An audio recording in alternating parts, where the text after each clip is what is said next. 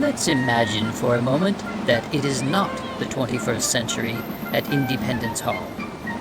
Let's go back in time to the Constitutional Convention and imagine that the date is June 27th, 1787.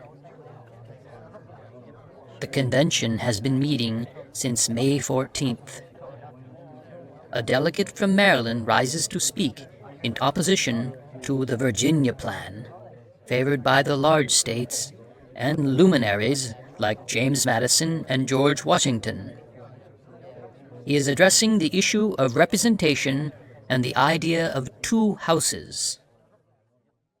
I would not trust a government organized upon the reported plan for all the slaves of Carolina or the horses and oxen of Massachusetts. Later, he says, the people want their government to be near home. Happiness is preferable to the splendors of national government. This was Luther Martin of Maryland. He was in essence opposed to what some now call big government.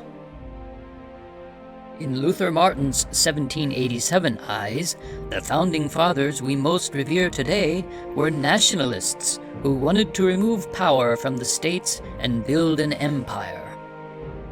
Much to the chagrin of the Virginians, he continued his speech against the Virginia Plan for almost 2 full days.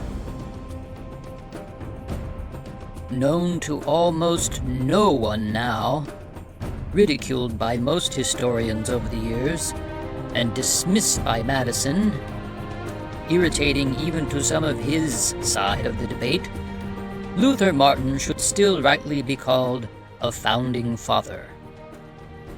This is the story of Luther Martin and the other anti-federalists, the opponents of the early draft of our Constitution, when we had no Bill of Rights, when the House and the Senate were both apportioned by population, when, as Madison insisted, the national government could veto any state law.